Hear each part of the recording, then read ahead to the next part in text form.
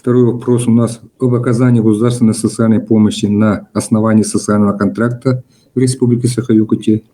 Альбина Владимировна, заместитель министра труда и соцразвития республики. Вам слово. Альбина Владимировна. Добрый день, уважаемый Михаил Ефимович, уважаемые коллеги, уважаемые участники совещания.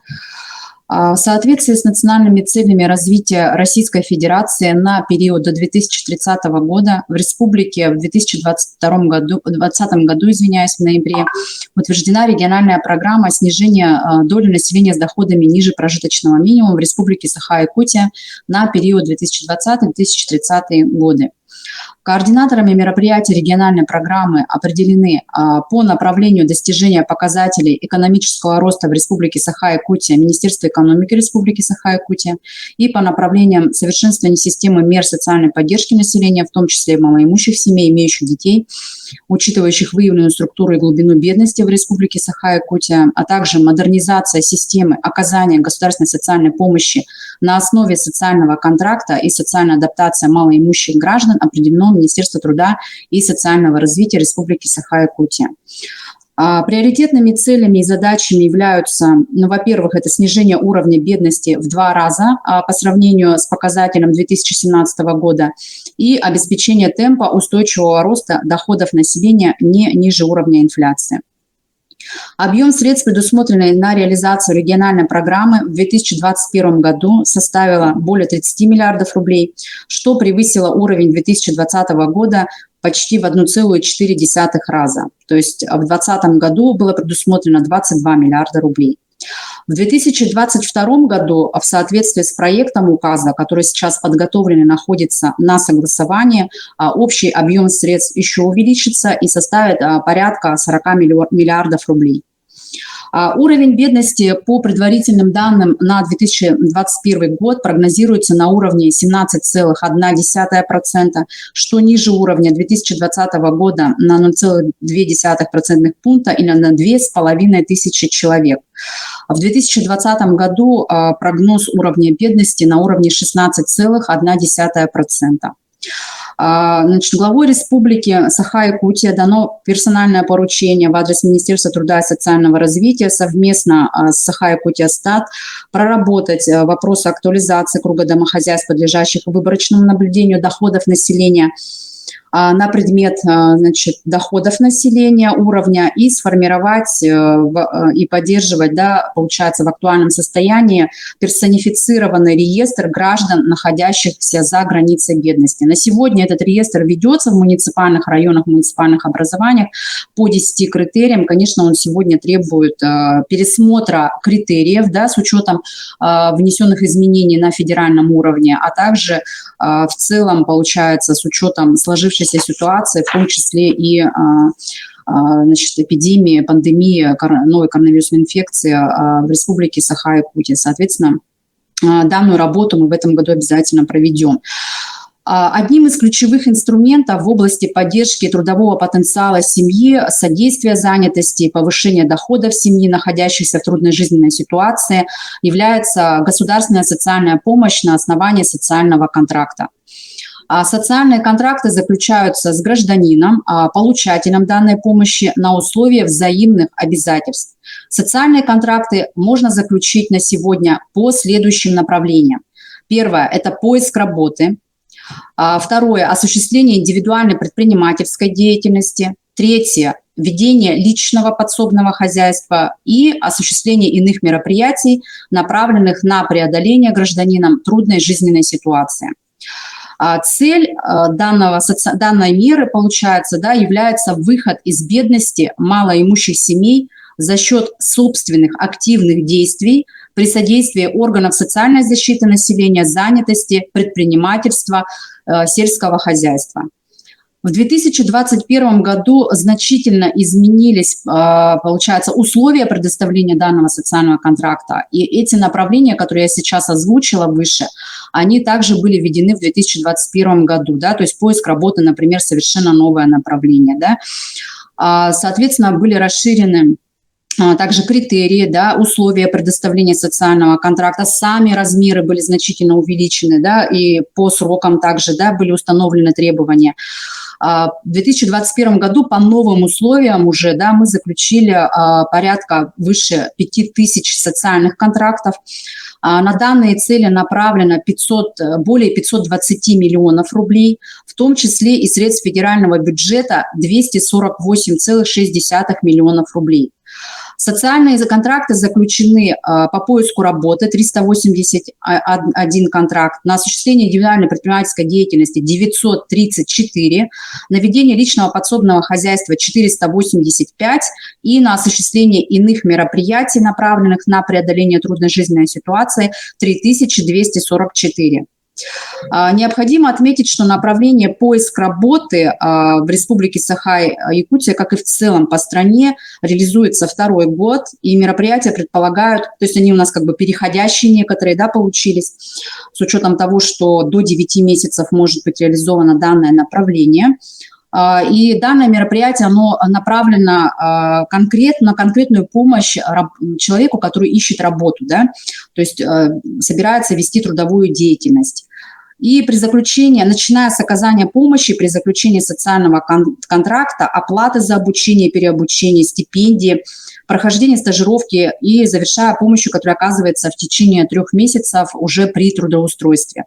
В рамках реализации данного направления в течение 2021 года профессиональное обучение прошли 100 граждан, трудоустроили 188 человек. Да? Но это имеется в виду, когда уже полностью весь процесс прошли. То есть получается, по поиску работы можно как сразу, да, трудоустроиться, то есть получить помощь трудоустроиться там в течение месяца, либо все-таки обратиться за переподготовкой, да, соответственно, до 3 месяцев может проходить это обучение, и может оно финансироваться, получается, до 30 тысяч рублей, и, соответственно, при прохождении обучения, да, также выплачивается, ну, как в виде типа стипендии, да, получается 0,5 ВПМ, величины прожиточного минимума, и, соответственно, при стажировке она тоже может быть до 3 месяцев, выплачивается минимальный размер оплаты труда, ну, в виде компенсации, да, для работодателя с учетом всех страховых взносов, да, и, соответственно, после стажировки также человек, значит, трудоустраивается, гражданин, да, уже на работу, и, соответственно, может уже также получает при трудоустройстве определенную помощь. В целях обеспечения сопровождения граждан, заключивших социальные контракты, в 2021 году был реализован пилотный проект «Социальное сопровождение семей, нуждающихся в социальной поддержке в целях вывода из трудной жизненной ситуации». Так как этот проект был пилотным, да, соответственно, он был реализован на территории 4 муниципальных образований. Это Горный, Намский, Оленёкский районы и микрорайон Кангаласы. 163 семьи были охвачены, да, стали участниками данного проекта. Этим семьям, они были из числа как раз-таки получателей, да, социального контракта, и, значит, в течение всего срока реализации данного проекта оказывалась психологическая помощь, мероприятия, направленные на содействие занятости, проводилось консультирование постоянное, да, по вопросам, связанным с регистрацией собственного дела, ведением личного подсобного хозяйства, либо в качестве индивидуального предпринимателя самозанятого, помощь в социализации детей, устройстве детей в дошкольной общеобразовательной организации, а также организация дополнительного образования. По итогам проведенного пилотного проекта мы отмечаем, что у 54 семей из участников, да, наблюдается рост доходов, это получается свыше 30%, да, всех участников. 96 семей удовлетворены участием в пилотном проекте, то есть у них есть, да, определенные положительные результаты, да. Это практически 60% всех участников. 11 семей, получается, на сегодня, ну, пока не ощущают такое значительное увеличение доходов, либо значительного своего улучшения материального благосостояния, но мы с ними дальше продолжаем работать. По итогам 2021 года доля семей с детьми, преодолевших трудную жизненную ситуацию, в общей численности семей с детьми, получивших государственную социальную помощь на основании социального контракта, составила 22,5%. Доля граждан, охваченных государственной социальной помощью на основании социального контракта, средний доход которых увеличился по окончании срока действия социального контракта составила 56%. В этом году на оказание государственной социальной помощи уже планируется направить 616 миллионов рублей, в том числе из средств федерального бюджета более 290 миллионов рублей. Соответственно, сегодня также пересмотрены условия предоставления социального контракта на опыте 2021 года, да, и получается на сегодня мы подготовили также проект нормативно-правового акта, который совершенствует, да, эту систему. Соответственно, размер ежемесячных денежных выплат гражданам, заключившим социальные контракты на реализацию мероприятий поиск работы, осуществление иных мероприятий, направленных на преодоление гражданином трудной жизненной ситуации, он будет равен, даже если данный социальный контракт был заключен в прошлом году, в 2021 году, на тех условиях. В 2022 году размеры получаются по переходящим социальным контрактам, они должны быть приведены в соответствие величине прожиточного минимума уже текущего года, да. И, соответственно, в этом году на год заключения социального контракта у нас величина прожиточного минимума для трудоспособного населения, установленная в соответствующей зоне Республики Саха-Якутия, составляет: первая зона 24 369 рублей и вторая зона 20 411 рублей. Напомню, что по трудоспособному населению прожиточный минимум у нас возрос на 6,9%. Еще одним, значит, нововведением, тоже вот мы уже включили, да, в проект нормативно-правового акта, оно связано в соответствии с посланием главы Республики Саха-Якутия Арсена Сергеевича Николаева, где, значит, поставлена задача в целях поддержки сельского населения увеличить размер выплаты на социальный контракт на ведение личного подсобного хозяйства в 2 раза, то есть до 200 тысяч рублей, коллеги. Соответственно, значит, уже в порядке и предоставление, да, на ведение личного подсобного хозяйства будет выделяться, получается, как за счет федерального бюджета, так и за счет средств государственного бюджета до 200 тысяч рублей. Так, и, соответственно, ну, также, да, просто вскользь отмечу, что будет, значит, усовершенствован перечень товаров первой необходимости, продовольственных товаров, да, то есть все будет уже регламентировано и все понятно, предельно понятно и прозрачно. Значит, благодаря заключенным социальным контрактам малоимущие семьи получили возможность открыть собственное дело, расширить личное подсобное хозяйство вот в сельской, особенно местности, да. Понятно, что в основном у нас малоимущее население, оно все-таки концентрируется больше в сельской местности, да, в том числе за счет того, что демографическая нагрузка выше, многодетных семей выше, да. И, соответственно, социальный контракт – это, конечно, как раз-таки большое подспорье для многодетной молодой семьи. Если вот как раз-таки сегодня участвуют, да, у нас отдельные районы, да, и мы, значит, в принципе, проанализировали как раз-таки перед этим совещанием, как у нас обстоят дела по данным районам, и, значит, в данных районах 649 социальных контрактов заключено, это Вилюйский, Чурапчинский, Хангаласский районы, да, и востребованы в них направления осуществления индивидуальной предпринимательской деятельности и ведения личного подсобного хозяйства. Ну, понятно, что это больше как бы сельскохозяйственные районы, да, и, соответственно, такая востребованность имеется, да. И если останавливаться, вот как сейчас Министерство экономики очень подробно рассказали на конкретных, можно сказать, на частных примерах, да, тоже хочу привести в пример буквально вот 4, да, семьи. Получается, вот у нас семья из Хангаласского района, Данчинов Константин, он открыл на, значит, средства социального контракта кузнечное дело. Кузнечное дело пользуется успехом в своем районе среди других жителей районов, то есть посредством Инстаграм, да, сегодня посредством интернета продажа у него значит, поставлена, он реализует, сама мастерская расположена в городе Покровске, но реализация у него по всей республике, да, ну, конечно, в основном это город Якутск, и он уже зарегистрирован на сегодня в качестве индивидуального предпринимателя, и его доход уже превышает 60 тысяч рублей, да, соответственно, он уже ну, достаточно повысил свой уровень, и на сегодня, насколько я знаю, он уже ну, не является, да, в категорию, не входит в категорию малоимущих семей. Назарова Снежана, многодетная мать Самгинского района, она также вот открыла салон красоты, ведет предпринимательскую деятельность, и также у нее отмечается, значит, уже увеличение доходов. С Чурапчинского района Трофимов Егор, представитель молодой семьи, он открыл свое дело по изготовлению пластиковых емкостей из полипропилена. Она уже на сегодня вышла из категории малоимущих семей. Также мы видим его дальнейшее развитие, да, и он уже на сегодня принимает участие в грантах, конкурсах и принял участие в конкурсе на благоустройство уже в селе Чурапча.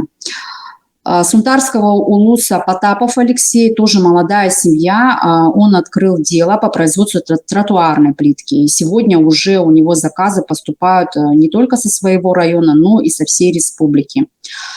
Кроме того, у нас в прошлом году, тоже в 2021 году, есть очень положительный опыт. Значит, в Хангаласском районе общественная организация «Оно Феникс» в поселке в Максагалох, они, значит, в июле, получается, открыли бизнес-инкубатор для граждан с инвалидностью. Резидентами данного бизнес-инкубатора являются 6 граждан с инвалидностью. Они тоже все получатели социального контракта. На сегодня, соответственно, на осуществление индивидуальной предпринимательской деятельности. Всем 6 резидентам на направление осуществления индивидуальной предпринимательской деятельности было выделено 250 тысяч рублей. Да? Ну, конечно, у каждого резидента свое, начиная там IT-технологии, заканчивая, значит, банным комплексом, да, у каждого свое направление, да, и, соответственно, они эту деятельность ведут, и мы видим, что люди с ограниченными возможностями также используют, да, эту возможность социального контракта и сами трудоустраиваются, и еще и создают для других рабочие места.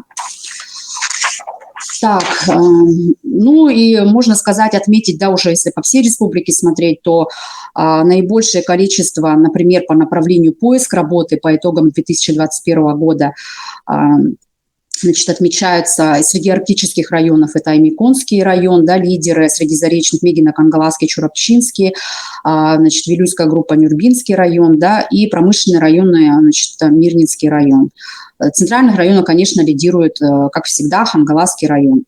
По осуществлению индивидуальной предпринимательской деятельности у нас также вот по Арктике, да, получается Оленёкский район в лидерах, Чурапчинский район, Вилюйский, Нермлинский, Ленский и Намский район. И по развитию личного подсобного хозяйства получается тоже у нас один из передовиков Горный район с большим отрывом, потом получается Чурапчинский, Вилюйский, из арктических Верхоянский, ну и, конечно, город Якутск, также по развитию личного хозяйства более 1200 контрактов было заключено по итогам 2021 года. Мы также продолжим эту деятельность в 2022 году, соответственно, у нас показатели тоже уже по направлениям пересмотрены, да, есть определенные соотношения, которые у нас с федерального уровня установлены, повышены у нас, увеличены, кстати, коллеги, да, доля по личному подсобному хозяйству, поэтому мы также будем продолжать с вами взаимодействовать и